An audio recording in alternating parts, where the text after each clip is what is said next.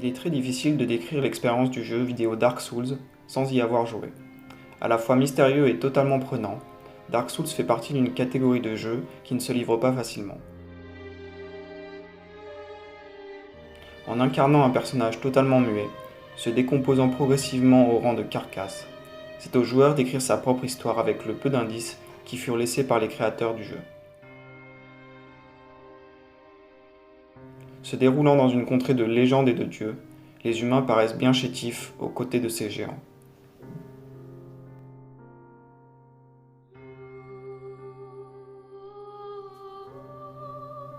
Seulement voilà, le feu se meurt, et bientôt, le monde entier sera englouti par les ténèbres.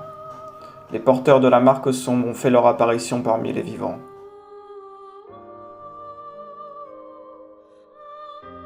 Alors venez si vous osez, mais préparez-vous à échouer encore et encore, car tel est le destin de ceux qui ne peuvent pas mourir. Venez si vous osez, et pénétrez dans le monde extraordinaire de Dark Souls.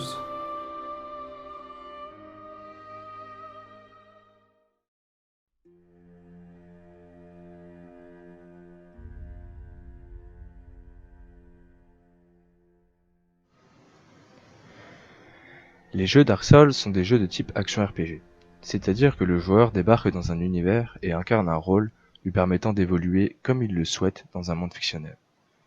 Le premier jeu de la saga est sorti en 2011 et a été acclamé par la critique, laissant les joueurs faire leurs premiers pas dans cet univers médiéval fantastique où la désolation et la violence sont omniprésentes. Si c'est un jeu à succès, c'est parce qu'il propose une expérience rare et immersive, en opposition à l'offre vidéoludique de l'époque. Alors que les créateurs proposaient des jeux à la difficulté accessible pour permettre aux joueurs d'avancer dans l'histoire sans être découragés, Dark Souls est réservé aux amateurs de challenge et de difficultés extrêmes. Il les récompense par une satisfaction uniquement possible suite à la frustration de l'échec. Car oui, l'échec est le mot-clé de cette série de jeux. Le joueur va devoir évoluer dans une série de niveaux labyrinthiques, truffés de pièges et d'ennemis. Les environnements que le jeu présente sont froids et son atmosphère oppressante.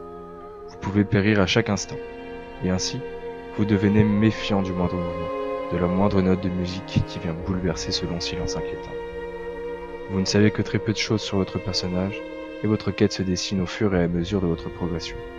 Alors, si vous en faites l'effort, vous découvrirez les pendants de ce riche univers.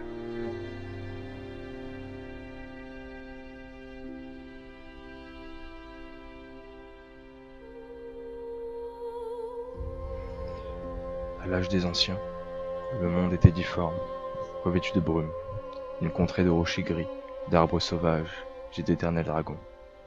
Mais autre part, il y avait le feu. Et avec le feu vint la disparité, la chaleur et le froid, la vie et la mort, la lumière et les ténèbres. Puis, de ces ténèbres ils vinrent, et trouvèrent les âmes des seigneurs dans les flammes. Nito avait acquis une âme de mort, le métamorphosant en une créature immonde, composée de squelettes, qui peut répandre trépas et maladies. Il était devenu le premier des morts. La sorcière d'Izalith et ses filles du chaos firent main basse sur une âme de vie, lui accordant le pouvoir de contrôler le feu. Gwen, lui, obtint une âme de lumière et devint le seigneur de lumière. Celle-ci lui octroya la maîtrise des miracles et la possibilité de manipuler la lumière et la foudre. Ainsi que le furtif Pygmée, si facilement oublié, lui avait trouvé une âme sombre, celle des ténèbres. Avec la force des seigneurs, ils affrontèrent les dragons. Les puissantes salves de Gwen écossèrent leur peau de pierre. Les sorcières firent déferler de flamboyantes tempêtes. Nito propagea la mort et la maladie, et Seth l'écorché, un dragon albinos ne disposant pas des mêmes écailles que ses frères, trahit les siens. Les dragons n'étaient plus, et ainsi commença l'âge du feu. Cependant, la première flamme ne brûlait que grâce aux 4 âmes des seigneurs qui l'attisent. Mais le pygmée avait disparu, et avait scindé l'âme des ténèbres pour distribuer les fragments à ses héritiers, les humains. La première flamme s'éteignait doucement, répandant une ombre sur la terre des anciens seigneurs, leurs damnes.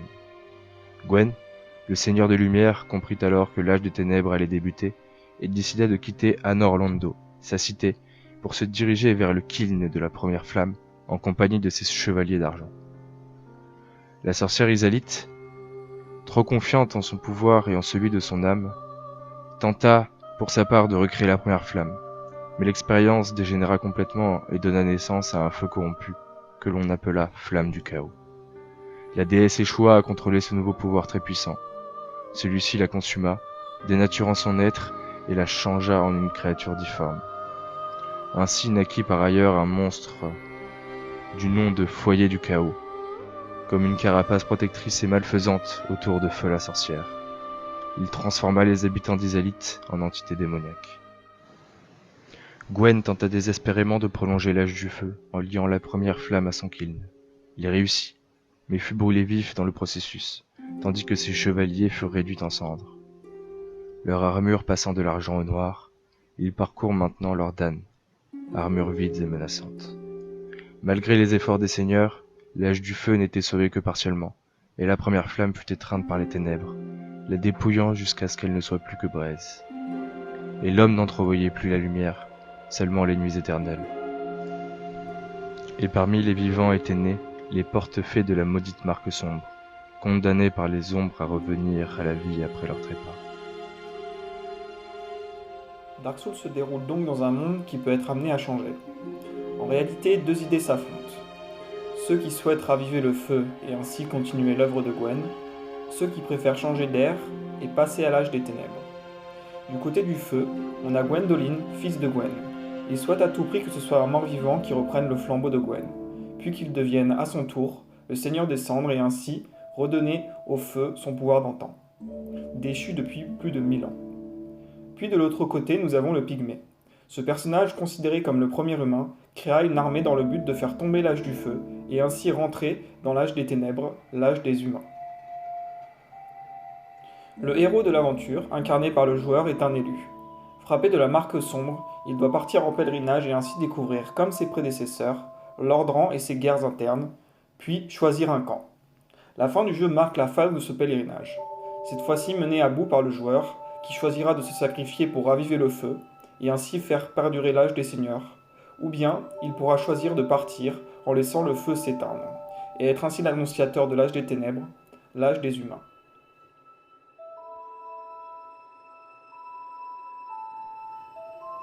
Comme dit en introduction, Dark Souls se déroule dans une contrée de légendes et de dieux.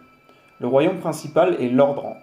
Ce royaume est décrit comme étant la terre des anciens seigneurs, où ils se sont installés durant l'âge du feu.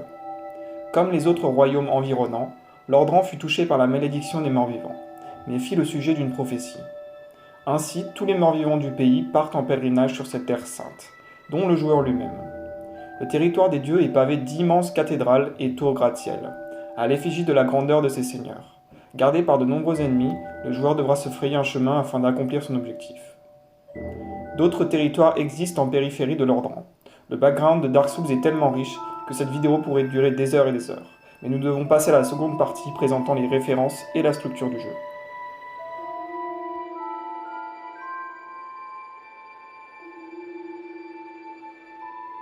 Comme dans la majorité des jeux, le joueur incarne un avatar dont le rôle sera de renverser la situation.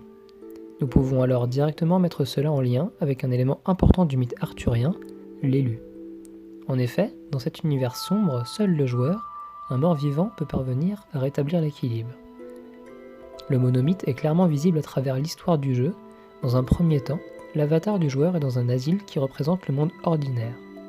L'appel de l'aventure est déclenché par un personnage du nom d'Oscar d'Astora, qui est le premier personnage rencontré par l'élu dans le refuge nord des morts-vivants.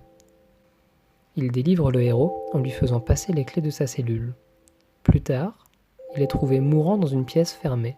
C'est à ce moment-là qu'il expliquera la prophétie concernant le noble mort-vivant.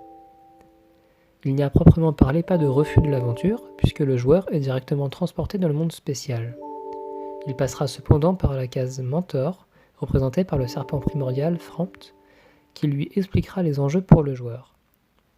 Les étapes de franchissement de seuil, les tests alliés et ennemis, ainsi que de l'approche préparation sont constantes et constituent le corps du jeu. Enfin, la dernière épreuve est représentée par le boss final, Gwen, le Seigneur des Cendres. Après l'avoir vaincu, le joueur est confronté directement à la fin du jeu. À ce moment-là, les étapes finales du monomythe s'enchaînent directement. La récompense, par les âmes récoltées par le joueur, La résurrection, le joueur fait face à la mort et est testé sur ce qu'il a appris tout au long de son périple. Le feu doit-il s'embraser, ou bien doit-il le laisser mourir pour laisser place à l'âge des ténèbres? Enfin, la dernière étape, le retour, peut être perçu par la possibilité pour le joueur de faire une nouvelle partie, car le personnage du joueur garde sa progression, ses armes et ses statistiques. Il est dans un sens ressuscité et purifié. Dans son périple pour atteindre le Graal, le joueur est amené à rencontrer plusieurs personnages qui peuvent être associés aux archétypes du monomythe. Le personnage du joueur, le mort-vivant élu, est le héros car c'est le personnage principal. Le serpent primordial Frampt est le mentor qui va expliquer la situation aux morts-vivants, mais c'est un manipulateur, donc un mentor inversé. Siegfried de Katharina est un trickster par sa joie constante qui contraste avec l'environnement du jeu. Oscar d'Astora est le gardien et le messager, puisqu'il permet au joueur d'être transféré directement dans le monde spécial par sa libération. Il annonce également l'appel à l'aventure pour le joueur. Les serpents primordiaux Frampt et Kat, Frampt étant la part d'ombre de Kat, on peut considérer comme un unique personnage tenant le rôle de métamorphe, puisqu'il change radicalement de discours selon la personnalité avec laquelle le joueur interagit. Loyauté envers le feu pour Frampt et loyauté envers les ténèbres pour Kat. Solaire d'Astora, Tarkas Fernoir ou encore Vince de Torolund sont définitivement des alliés pour le héros, puisqu'ils l'aideront à battre les différents boss dans le jeu. Dans Dark Souls, nous retrouvons beaucoup de personnages et d'éléments que nous pouvons lier à la mythologie grecque. Commençons par de petits éléments qui ont tout de même leur importance, comme la fiole d'Estus, qui par exemple sert au joueur, un non-mort, à récupérer sa vie. Lorsque ces fioles sont vides, le joueur peut les remplir près d'un feu. On peut alors faire le lien avec le liquide du fleuve Phlegéton, composé de feu à l'état liquide. Ce lien est renforcé par le mot Estus, qui signifie chaleur en latin. La fiole d'Estus n'est pas le seul élément de feu que l'on peut lier à la mythologie grecque. En effet, l'âge du feu dans Dark Souls déclenche le soulèvement des dieux contre les dragons ancestraux. On pourrait le lier à la flamme volée par Prométhée et donnée aux humains pour faire croître leur pouvoir. Ensuite, nous retrouvons chez les personnages de nombreuses caractéristiques tirées des figures mythologiques. Dans Dark Souls, les dieux ont atteint leur place en venant à bout des derniers dragons qui peuvent être assimilés aux titans chez les Grecs. Les gardiennes du feu, quant à elles, semblent inspirées des oracles. Gwyn est un dieu qui possède des pouvoirs relativement proches de ceux de Zeus et vit dans la cité d'or d'Anorlando, située sur la plus haute montagne du monde, nous rappelant le mont Olympe. La sorcière Isalith, elle, peut représenter Héra, et Nito, comme Hadès, règne sur le monde souterrain et doit s'occuper des morts. Il existe également une théorie selon laquelle Dark Souls serait une métaphore des enfers. En effet, les morts vivants, à force d'errer sans but ou d'échouer, finissent par mourir, perdre leurs âmes et leur personnalité. C'est exactement le principe des chants de l'Asphodèle, où finissent tous ceux qui n'ont pas agi, ni pour le bien ni pour le mal, tous ceux qui n'ont pas réellement existé. Dans son ensemble, même si le jeu s'émancipe de la mythologie grecque, nous pouvons conclure qu'il en est largement inspiré.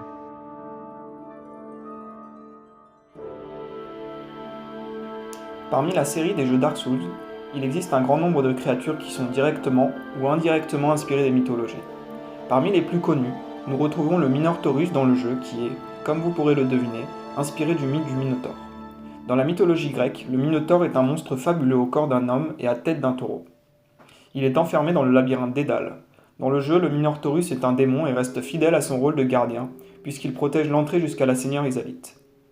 Un autre ennemi iconique, directement inspiré de la mythologie juive, est le golem de cristal.